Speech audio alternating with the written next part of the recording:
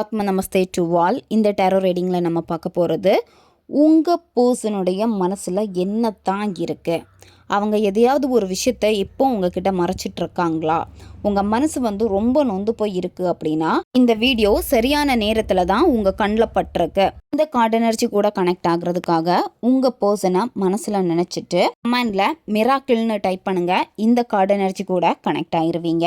நம்ம சேனலுக்கு நீங்கள் இதான் ஃபஸ்ட் டைம் வரீங்கன்னா மறக்காமல் சப்ஸ்கிரைப் பண்ணிக்கோங்க. பக்கத்தில் இருக்கக்கூடிய பெல் பட்டனையும் கிளிக் பண்ணிக்கோங்க. அப்போ தான் நான் போடக்கூடிய வீடியோஸ் எல்லாமே உடனுக்குடன் உங்களுக்கு நோட்டிஃபிகேஷனில் வந்துக்கிட்டே இருக்கும். உங்களுக்கு எங்கிட்ட பர்சனலாக கிளாஸஸ் எடுத்துக்கணும் அல்லது உங்களுக்கு பர்சனல் டேரோ கார்ட் ரீடிங் தேவைப்பட்டுச்சுன்னா இன்ஸ்டா அல்லது மெயிலில் காண்டாக்ட் பண்ணுங்கள். டீட்டெயில்ஸ் எல்லாமே உங்களுக்கு வீடியோ ஸ்க்ரீனில் வந்திருக்கும், செக் பண்ணிக்கோங்க.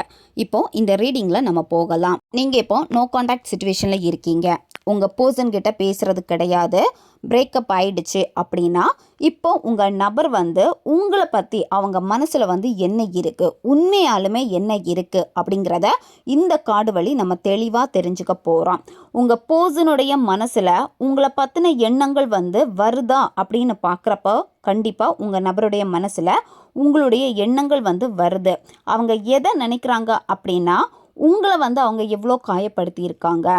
அதாவது நீங்கள் ஒவ்வொரு வாட்டியும் இந்த காதலுக்காக உங்களுடைய செல்ஃப் ரெஸ்பெக்டை விட்டு அவங்க கிட்ட போய் நின்று இருக்கீங்க, காலில் கூட நீங்கள் விழுந்திருப்பீங்க, கெஞ்சிருப்பீங்க, நீ எனக்கு வேணும் அப்படின்னு. இது எல்லாமே உங்கள் பர்சன் இப்போ நினச்சி பார்க்குறாங்க. நீங்கள் இப்போ நிறைய விஷயங்கள் மாற்றிருப்பீங்க உங்கள் நபருக்காக. இது எல்லாத்தையுமே அவங்க நினச்சி பார்க்குறாங்க. அது மட்டும் இல்லாமல் அடிக்கடி உங்களை நினச்சி அவங்க கனவு காண்றாங்க. அதாவது அவங்க தூங்கிட்டு இருக்கிறப்போ கனவுல கூட நீங்கள் தான் வந்துக்கிட்டே இருக்கீங்க. சில நாட்கள் உங்களுடைய ஞாபகங்கள் உங்கள் நபரை ரொம்ப டிஸ்டர்ப் பண்ணிக்கிட்டே இருக்கு. அவங்க மனசில் உங்கள் எண்ணங்கள் ஏற்பட ஆரம்பிச்சிடுச்சு. அப்படி எண்ணங்கள் வர வர இப்போ என்ன நினச்சிட்டு இருக்காங்க அப்படின்னா உங்களை காயப்படுத்தின விஷயங்கள் தான் அவங்க கண்ணு முன்னாடி வந்துக்கிட்டே இருக்கு. அதாவது நீங்கள் லவ்னு போய் நிற்கிறப்போ அதிகப்படியாக உங்களை காயப்படுத்தி விட்டுருப்பாங்க. உங்களை ரொம்ப ஹர்ட் பண்ணி சொல்ல முடியாத பெயினை கொடுத்துருப்பாங்க. எந்த அளவுக்கு மோசமாக நடந்திருக்காங்க அப்படிங்கிறத நினச்சி ஃபீல் பண்ணுறாங்க. நீங்கள் உண்மையான காதலோடு தான் அவங்கக்கிட்ட போய் நின்று இருக்கீங்க. அந்த காதலை ஏற்றுக்க முடியலை, நான் இவ்வளோ கஷ்டப்படுத்தியிருக்கேனே அப்படிங்கிற ஒரு தாட், ஒரு கில்ட்டி ஃபீல் திரும்ப திரும்ப திரும்ப அவங்களுக்குள்ளாடி வந்துக்கிட்டே இருக்குது. அது மட்டும் இல்லாமல் உங்கள் நபர் இந்த லவ்வை இனிமேல் நம்ம கொண்டு போகலாமா, திரும்ப சேரலாமா அப்படிங்கிற ஒரு ஆலோசனையும் உங்கள் நபருக்கு இப்போ கரண்டாக ஏற்பட்டிருக்கு. இப்போல்லாம் உங்கள் நபர் உங்களை ரொம்ப ரொம்ப மிஸ் பண்ண ஆரம்பிச்சிட்டாங்க. அந்த மிஸ்ஸிங் ஃபீல் வர வர எப்படி இருக்குது அப்படின்னா உங்கள் நபரே ரொம்ப சென்சிட்டிவ் ஆயிடுறாங்க.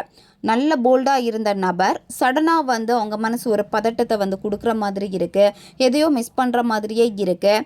அவங்களுடைய எமோஷன்ஸ் எல்லாமே இப்போ எப்படி இருக்குன்னா வேறு மாதிரி இருக்குது. இப்போது நீங்கள் ரீசெண்டாக ரொம்ப கடுமையாக நடந்திருப்பாங்க இந்த நபர், அதுக்கும் இனிமேல் நடக்க போகிறதுக்கு ரொம்ப வித்தியாசங்கள் இருக்கும். ஏன்னா எப்படி இருந்தாங்களோ அப்படியே ஆப்போசிட்டாக மாற போகிறாங்க. ரொம்ப கடினமான ஒரு நபராக இருந்திருப்பாங்க, ஆனால் இனிமேல் அப்படி இருக்க மாட்டாங்க. கொஞ்சம் நார்மலாக பேச ஆரம்பிப்பாங்க, உங்ககிட்ட பழைய மாதிரி பேச ஆரம்பிப்பாங்க. ஏன்னா அவங்க இப்போ ஏதோ ஒரு விஷயத்த மிஸ் பண்ணுற மாதிரி அவங்களுடைய மனசில் தோணிக்கிட்டே இருக்கு.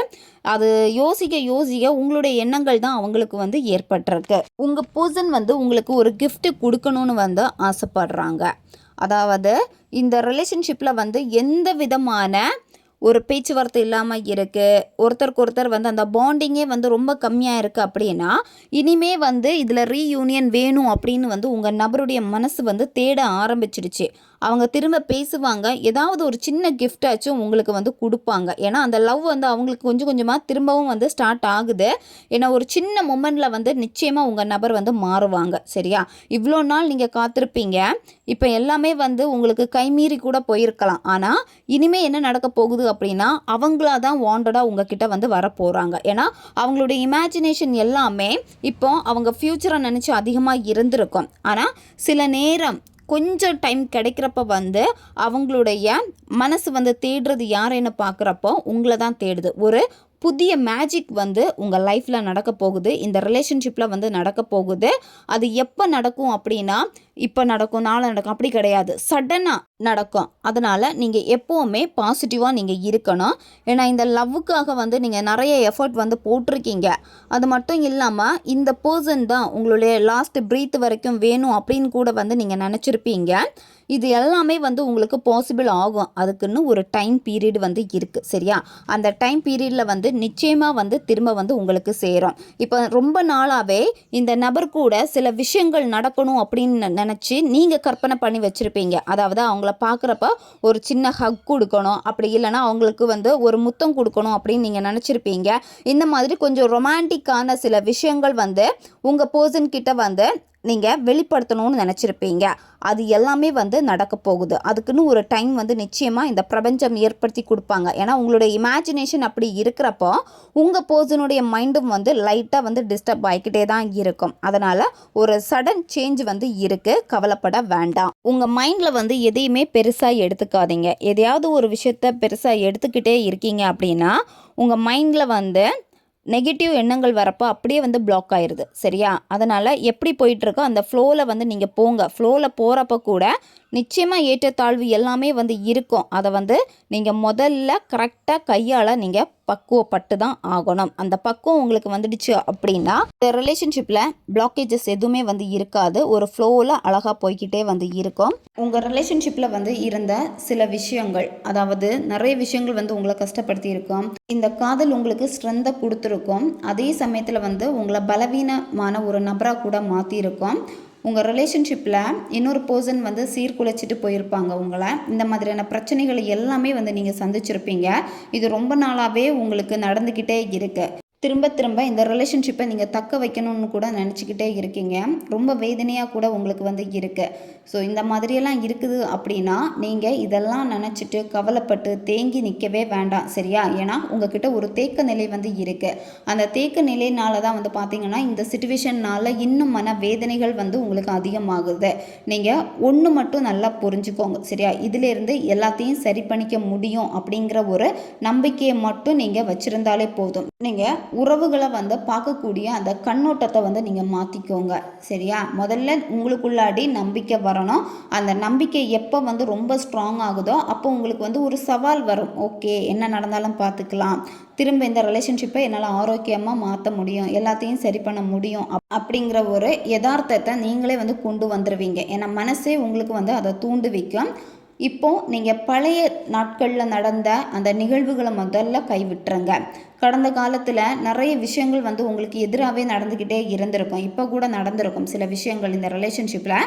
இது எல்லாத்தையுமே வந்து கையில் பிடிச்சிட்டு நீங்கள் நிற்கிறீங்க சரியா.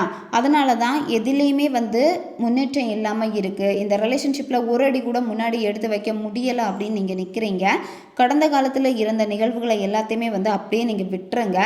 இது மட்டும் இல்லாமல் நீங்கள் இன்னொரு விஷயம் பண்ணிகிட்ருக்கீங்க. ஓவராக வந்து கற்பனை பண்ணுறீங்க. எதையோ யோசித்து அதிகமான கற்பனைகளில் நீங்கள் மாட்டியிருக்கீங்க. இது எல்லாமே உங்களுடைய ரிலேஷன்ஷிப்புக்கு வந்து எதிராக தான் நடந்துக்கிட்டே இருக்குது. குழப்பமான சூழ்நிலை முதல்ல வந்து மாறணும் சரியா. இந்த குழப்பமான சூழ்நிலையை மாறுறப்போ உங்களுக்கு ஒரு கிளாரிட்டி ஆட்டோமேட்டிக்காக இந்த ரிலேஷன்ஷிப்பில் வந்து கிடைக்கும். ரெண்டு பேருக்கு இடையிலையும் பேச்சுவார்த்தை இல்லாமல் இருக்குது அப்படின்னா கொஞ்சம் கொஞ்சமாக உங்களுடைய கம்யூனிகேஷன் வந்து வளர ஆரம்பிக்கும். இந்த ரிலேஷன்ஷிப்பில் வந்து சக்ஸஸ் வந்து இருக்குது. இங்கே கடந்து வந்த சூழ்நிலைகளும் சரி, இப்போ இருக்கக்கூடிய சூழ்நிலைகளையும் பார்க்குறப்போ ரொம்ப கஷ்டமாக இருக்குது. உங்கள் ரிலேஷன்ஷிப்பில் எதுவுமே நல்லதாக இல்லையே அப்படிங்கிற ஒரு எண்ணத்தில் தான் வந்து நீங்கள் இருக்கீங்க. இதே எண்ணத்தை வந்து நீங்கள் வளர்த்துக்காதீங்க. முதல்ல எண்ணத்தை வந்து மாற்றிக்கோங்க. இந்த ரிலேஷன்ஷிப்பில் நல்ல ஒரு சொல்யூஷன் இருக்குது. அந்த சொல்யூஷன் வந்து எப்போ உங்களுக்கு தெரியும் அப்படின்னா எப்போ உங்கள் மனம் வந்து தெளிவாகுதோ, ரொம்ப கிளியராக இருக்கீங்க, எதை பற்றியும் வந்து நினைக்காம எல்லாத்தையுமே வந்து லேசாக பக்குவப்படுத்தி கொண்டு போக முடியும் அப்படிங்கிற ஒரு தெளிவு உங்களுக்கு கிடைக்கிறப்ப நிச்சயமாக இந்த ரிலேஷன்ஷிப்பில் உங்களுக்கான சொல்யூஷனை வந்து நீங்களே கண்டுபிடிச்சிருவீங்க. இதில் நிறைய சிக்கல்கள் வந்து இருக்குது. இந்த ரிலேஷன்ஷிப்பை நம்ம பார்க்குறப்போ அந்த சிக்கலில் இருந்து கொஞ்சம் விலகி நில்லுங்க சரியா. இப்போ மூன்றாம் நபர்னால பிரச்சனையாக இருக்கும், குடும்பத்தினால பிரச்சனையாக இருக்கும். இந்த மாதிரியான மற்றவங்கள்னால தான் உங்கள் ரிலேஷன்ஷிப்புக்கே வந்து பிரச்சனைகள் வந்து அதிகமாக வந்துக்கிட்டே இருக்குது. அதுக்குள்ளாடி போயிட்டு நீங்கள் தலை போடவே வேண்டாம். கொஞ்சம் நீங்கள் விலகி நில்லுங்க. பிரச்சனைகள் இருக்கக்கூடிய இடத்துல இருந்து கொஞ்சம் நீங்கள் விலகி நின்னீங்க அப்படின்னா உங்களுக்கான பாதையை வந்து நீங்கள் கண்டுபிடிச்சிருவீங்க. இந்த ரிலேஷன்ஷிப்பில் இனியும் நீங்கள் தேங்கி நிற்க மாட்டீங்க. இந்த ரிலேஷன்ஷிப்பில் வந்து மற்றவங்க கிட்டே இருந்த ஆதரவு வந்து உங்களுக்கு வந்து கிடைக்கும். நிறைய மகிழ்ச்சி வந்து இந்த ரிலேஷன்ஷிப்பில் கிடைக்க போகுது. இவ்வளோ நாள் துக்கமாக இருக்குது அப்படின்னா அந்த துயரம் எல்லாமே மாறி சந்தோஷமான ஒரு நாட்களும் இனிமேல் இதில் வரப்போகுது. நல்ல ஒரு செலிப்ரேஷன் வந்து உங்களுடைய ரிலேஷன்ஷிப்பில் இருக்குது. தனிமையில் இருக்கீங்க அப்படின்னு நீங்கள் ஃபீல் பண்ணவே வேண்டாம். ஒரு நல்ல நட்பு வந்து நிச்சயமாக வந்து உங்களுக்கு வந்து கிடைக்கும். நிறைய பேருக்கு நல்ல நட்பு இருக்கும். ரொம்ப நாளாக பார்க்கணுன்னு ஆசைப்பட்ட உங்களுடைய நண்பர்களை மீட் பண்ணுவீங்க. அவங்க கூட வந்து நல்லா செலிப்ரேட் நீங்கள் பண்ண போகிறீங்க. உங்களுடைய பிரச்சனைகளில் இருந்து வெளியே வர்றதுக்கான வழிமுறைகளை வந்து நீங்களே கண்டுபிடிக்க போகிறீங்க.